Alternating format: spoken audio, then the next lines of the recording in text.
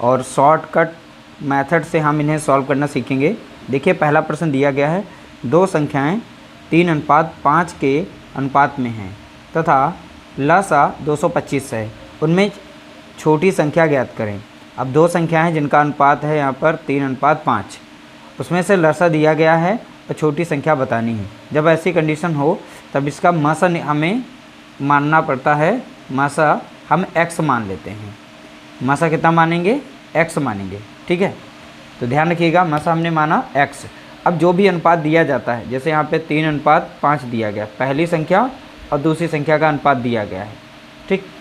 तो दो संख्याओं का अनुपात, अब जो मसा से गुणा कर देते हैं तो वास्तविक संख्याएँ निकल आती हैं, ठीक है। तो वास्तविक संख्या निकालने के लिए x यहाँ हमारा मासा है तो मासा से इसे गुणा कर देंगे तो 3x जो है हमारी पहली संख्या हो गई।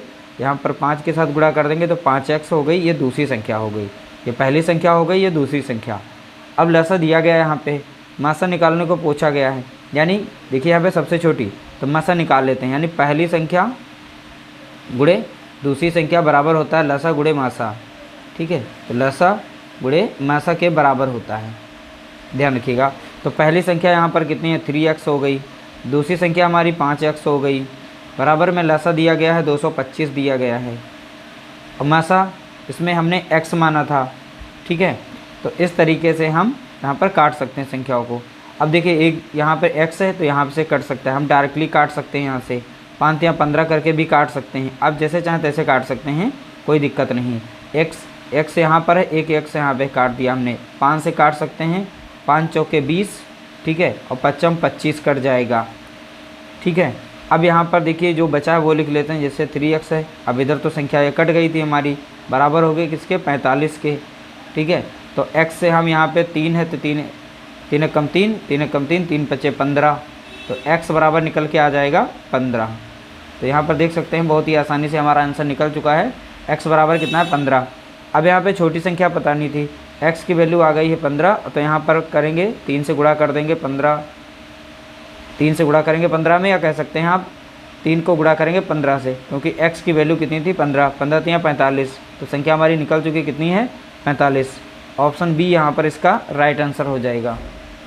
अगला प्रश्न दिया गया, यहाँ पर जब इस तरीके से कंडीशन मिले और x y या y z किसी का मान निकालने को आए, तो यहाँ पर ध्यान रखिएगा इस तरीके से जब होगी तो बाह्य पद, ये जो है बाहर के पद, ये आपस में गुणा किए जाते हैं, और जो अंदर वाले पद होते हैं इन्हें आंतरिक पद कहते हैं। तो बाह्य पदों का गुणनफल बराबर होता है आंतरिक पदों के।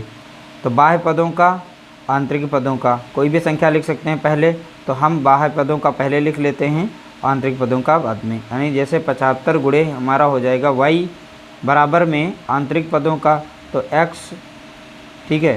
तो यहाँ पर x गुणे हो जाएगा कितना? 15 हो जाएगा, ठीक है। तो यहाँ पर x को हम इधर ले आएंगे तो y अपॉन हो जाएगा x बराबर में, इधर बचा हमारा 15 और 45, यहाँ पे 75 जो है गुणे में है तो इधर आ जाएगा भाग में, इस तरीके से। अब 15 कम 15 और यहाँ पर 15 5 75, 5 बार लग जाएगा। तो x की वैल्यू कितनी है? 5 यहाँ पर, और y बराबर कितना है? 1। तो यहाँ x y अनुपात पूछा गया है, तो x हमारा कितना है? 5, और y हमारा कितना आ रहा है यहाँ पे? 1। तो नया अनुपात बन गया 5:1।